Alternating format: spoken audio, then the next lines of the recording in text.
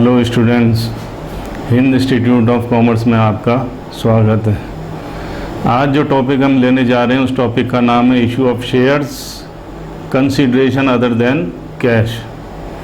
Issue of shares consideration other than cash, इसका क्या मतलब हुआ कि कई बार कंपनी जहां कैश इशू नहीं करना होता, कैश के बदले में कंपनी क्या करती है, इशू ऑफ शेयर इशू कर देती है।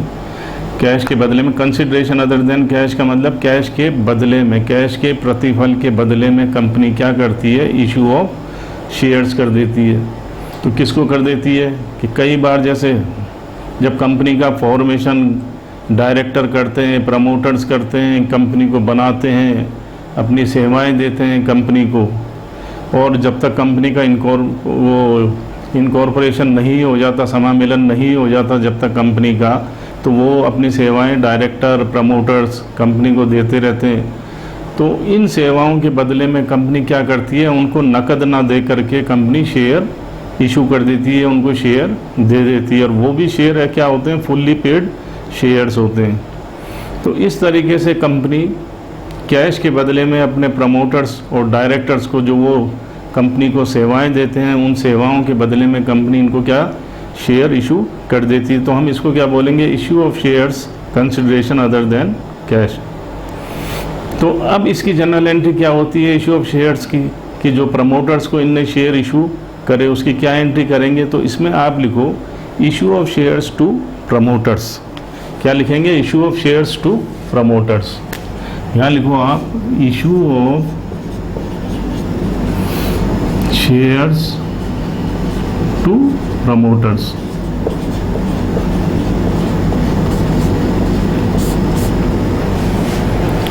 बहुत छोटा सा टॉपिक है लेकिन है इम्पोर्टेंट। 1 नंबर का 1-2 नंबर का शॉर्ट क्वेश्चन इसमें से पूछ लेते हैं। तो issue of shares to promoters क्या जनरल एंट्री पास होगी, इसमें आप लिखो इनकॉर्पोरेशन कॉस्ट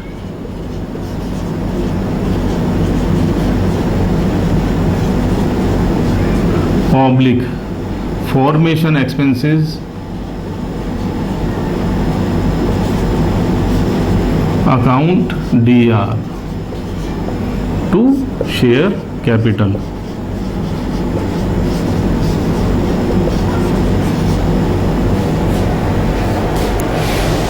तो जब कंपनी प्रमोटर्स को या डायरेक्टर्स को उनकी सेवाओं के बदले में शेयर इशू करती है, तो हम क्या जनरल एंट्री पास करेंगे, इनकॉर्पोरेशन कॉस्ट ऑब्लिक फॉर्मेशन, जो भी हो, मतलब या तो इनकॉर्पोरेशन कॉस्ट आ जाए क्वेश्चन में तो ये आप DR कर देना, और फॉर्मेशन एक्सपेंसेस के नाम से दे रखा हो तो हम उसको DR कर देंगे टू शेयर कैपिटल।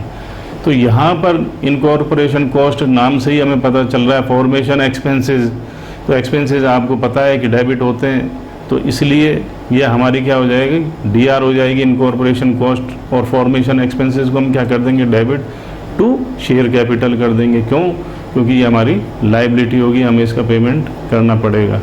तो इस तरीके से अगर प्रमोटर को शेयर इशू करते हैं या डायरेक्टर को शेयर इशू करते हैं उनकी सेवाओं के बदले में, तो incorporation cost oblique formation expenses जो भी कंडीशन हो DR हो जाएगी टू शेयर कैपिटल अकाउंट।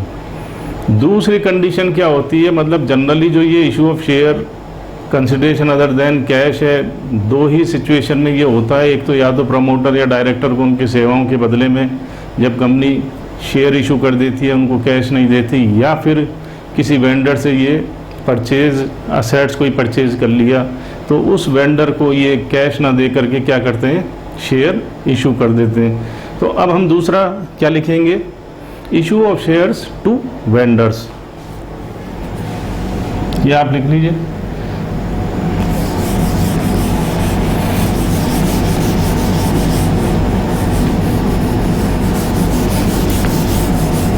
यहाँ आप लिख लो इशू ऑफ शेयर्स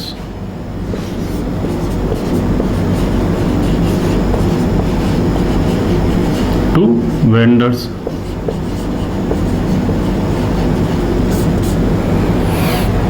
तो जब हम वेंडर्स को शेयर इशू करेंगे तो कैसे करेंगे, जब हमने उसे मान लो कोई असेट्स परचेज कर ली हो, तो आप लिखो इसके अंदर पहले व्हेन assets are purchased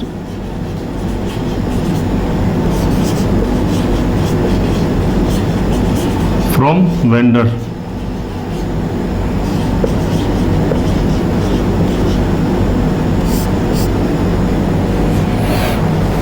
तो when assets are purchase from vendor, तो क्या एंट्री होगी? असेट्स अकाउंट डीआर हो जाएगी, सन्ड्री असेट्स अकाउंट डीआर हो जाएगी। क्यों हो जाएगी?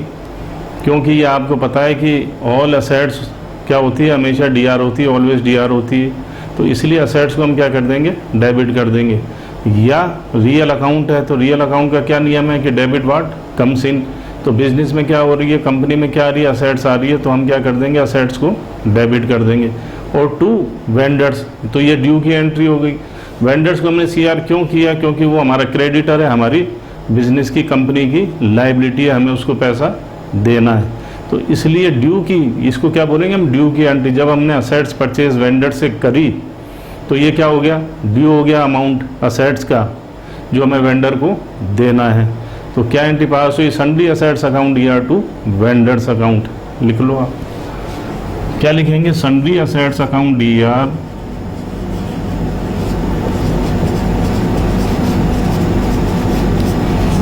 To vendors.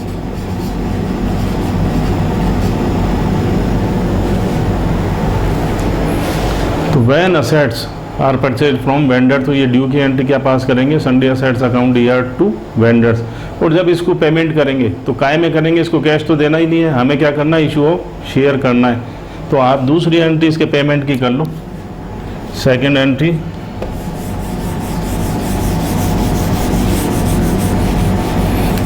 क्या लिखेंगे हम? When the payment to vendor in form of shares. तो when the payment to vendors in form of shares, shares के रूप में हम इसको क्या कर देंगे? पेमेंट कर देंगे वेंडर्स को। तो वहाँ हमने सीआर किया था जब हमने असेट्स उससे परचेज करी थी, क्योंकि हमारी लाइबिलिटीज़ थी, उसको पेमेंट करना था। अब जब हम उसको पेमेंट करेंगे तो लाइबिलिटी हमारी क्या हो जाएगी? डिक्रीज हो जाएगी। और वैसे भी आपको ये पता है कि वेंडर जो भी नाम आएगा तो वो हमारा क्या होगा? पर्सनल अकाउंट होगा। और पर्सनल अकाउंट का क्या नियम है? Debit the receiver. तो उस तरीके से भी वो डीआर होता है। और वैसे हमारी लाइबिलिटी डिक्रीज हो जाती है तो वैसे भी ये डीआर होगा। तो यहाँ हम एंट्री क्या पास करेंगे? वेंडर अकाउंट डीआर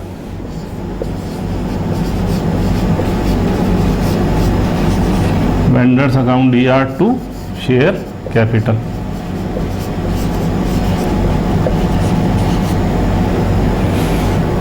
तो क्या हो जाएगा? Vendors account DR to share capital. तो ये उसका पेमेंट हो गया।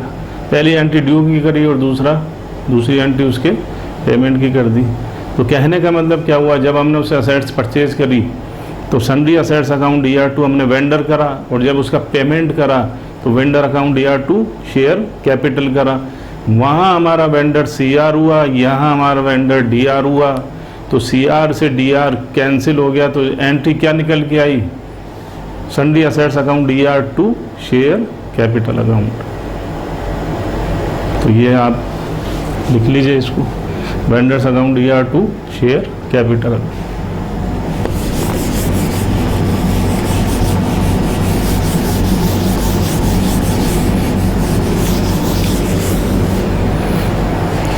तो देखो, इसको एक उदाहरण से हम समझते हैं कि कैसे इसकी जनरल एंट्री होती है और कैसे इस पे क्वेश्चन आता है। यहाँ पर विमल लिमिटेड, कोई विमल लिमिटेड है, उसने परचेज मशीनरी परचेज करी 9,90,000 की इसने परचेज करी फ्रॉम, किससे करी? कमल लिमिटेड से करी।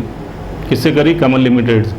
The payment of Kamal limited was made by issuing equity share of ₹100 each. तो मतलब जो पेमेंट किया कमल लिमिटेड को, वो क्या किया उसने? इशूइंग जारी किए। क्या जारी किए? क्या इशू किए? इक्विटी शेयर, और जिसकी कॉस्ट क्या है? ₹100 ईच। 100 रुपये का एक शेयर है। कितने का है? 100 रुपीज़ ईच। अब ये क्या कह रहे हैं? Pass the general entries in the books of Vimal limited for purchase of machinery and the issue of shares. तो इसकी में बुक में जनरल एंट्री पास करनी है। कब? तो क्या करा इन्हें? And the issue of shares, share issue करे when shares were issued at par. पहली कंडीशन तो इन्होंने क्या बता दी, जब शेयर को हमने एट पार पे ही इशू किए, इसको कहने का मतलब क्या हुआ, एट पार का मतलब 100 रुपये का अगर शेयर है तो 100 रुपये में ही हमने उसको दिया। पहली कंडीशन तो ये।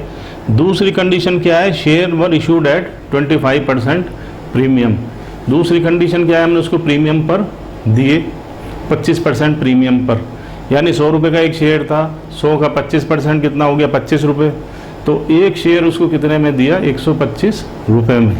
तो अब इसकी जनरल एंट्री हम कैसे पास करेंगे, तो पहली कंडीशन हम देखेंगे share were issued at par. तो सबसे पहले विमल लिमिटेड ने क्या करा, असेट्स परचेज करी, किससे, कमल लिमिटेड से। तो यहाँ वेंडर का नाम इसने दे रखा है, अगर नहीं देता कमल लिमिटेड तो हम वेंडर ही लिख देते, अगर कमल लिमिटेड नहीं देता तो हम क्या लिख देते, वेंडर ही। तो पहली एंट्री तो हम असेट्स परचेज की करेंगे, तो क्या एंट्री बनेगी, असेट्स परचेज की मशीनरी अकाउंट डीआर। अपन ने पढ़ा कि सन्डी असेट्स अकाउंट डीआर, तो यहाँ नाम दे रखा है टू कमल लिमिटेड, कितने से 9,90,000।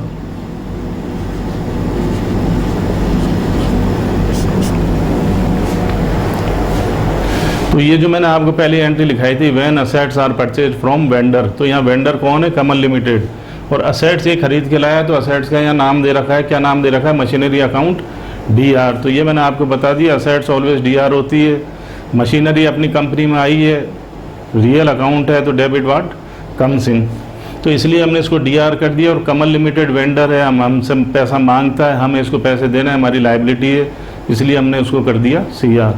तो ये पहली एंट्री तो हमने क्या कर दी, इसकी परचेजेस की कर दी, असेट्स की।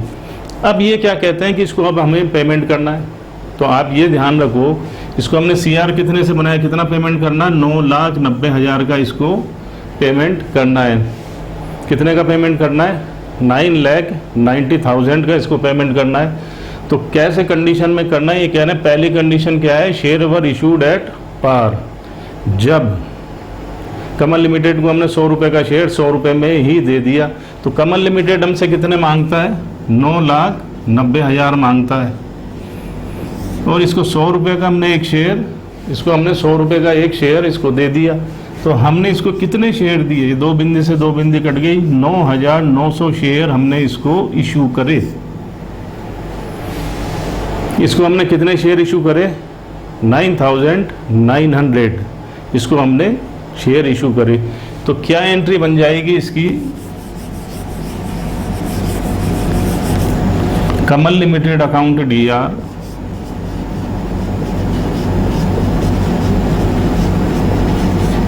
टू शेयर कैपिटल 9,90,000 और ये 9,90,000। तो क्या हो जाएगी, Kamal limited account DR to share capital. तो आप ये ध्यान रखना, इसको कितने शेयर इशू करे हमने, 9,900 इंटू 100, 9,900 इंटू 100, इसको शेयर हमने कितने इशू करे, 9,900। एक शेयर कितने का था, 100 रुपये का, तो 9,90,000 इसके हो गए। तो ये आप यहाँ लिख लो, 9,900 इंटू 100, यानी डीआर भी कितना 100 से, सीआर भी कितना 100 से, और हमने कितने शेयर इशू करे, 9,900 शेयर इशू करे। तो क्या एंट्री पास हो गई, Kamal limited account DR to share capital.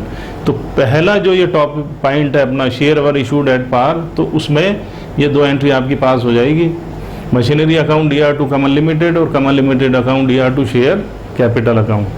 अब दूसरा, share were issued at 25% premium पर हमने इसको शेयर इशू करें। तो कहने का मतलब क्या हुआ, इसको पेमेंट तो हमें 9,90,000 ही करना है, इसको पेमेंट कितना का करना, 9,90,000 का, और 25% प्रीमियम पे हमने इसको शेयर इशू करे, तो 9 लाख मतलब एक शेयर कितने का हो गया, 125 रुपये का। अब आप कहते हो कि सर ये 125 का कैसे हुआ, हमें एक बार ये बता दीजिए, हमें तो ये समझ में नहीं आया 25 रुपये प्रीमियम कैसे आया। तो ये परसेंट किसका है, 100 रुपये का। एक शेयर अपना कितने का है, 100 रुपये का है, एक शेयर 100 रुपये का है, तो इसका 25% हमें निकालना है। 25% का मतलब 25/100, तो ये 100 से 100 गया, इसका मतलब 25 रुपये। 25 रुपये हमने क्या लिया, प्रीमियम लिया। तो 100 रुपये का एक शेयर है, उसमें 25 रुपये हमने ज़्यादा लिए, तो हमने 125 रुपये का शेयर इशू किया। तो एक शेयर की हमारी प्राइस क्या हो गई, रेट क्या हो गई, 125 रुपये का एक शेयर हो गया हमारा। अब हमें इसको देने तो 9,90,000 ही हैं,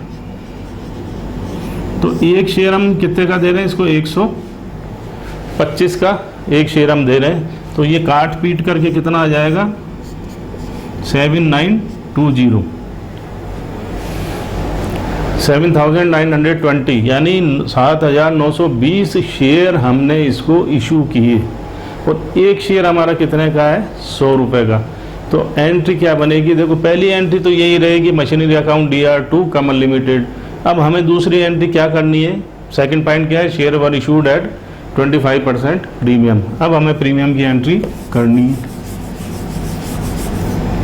तो क्या एंट्री करेंगे, ये CR है तो इसको तो DR करना ही है।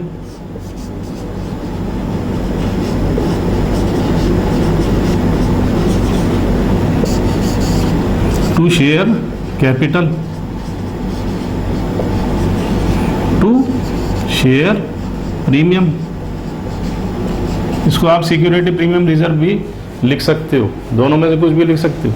सिक्योरिटी प्रीमियम लिख लो, चाहे share premium, security premium reserve मतलब, और या शेयर प्रीमियम भी लिख सकते हैं, सिक्योरिटी प्रीमियम भी लिख सकते हैं। तो यहाँ हमें इसको कितना देना है, देखो 7,920 इंटू 125, 100 रुपये का एक शेयर है, 25 रुपये प्रीमियम के। तो यहाँ शेयर कितने का है, 100 का, शेयर कितने का है, 100 का, और कितने शेयर हमने इसको दे दिए, 7920। तो यहाँ क्या आ जाएगा, 7,92,000, 7,92,000 यहाँ आ जाएगा शेयर कैपिटल में। अब 25 रुपये, तो क्या हो गया, ये 25 इंटू 7920। तो देखो 100 प्लस 25 125 CR हो गया, और 125 से ये DR हो गया। तो यहाँ हो गया 9,90,000, और 9,90,000 में से 7,92,000 माइनस कर दो, तो आपका क्या आ जाएगा,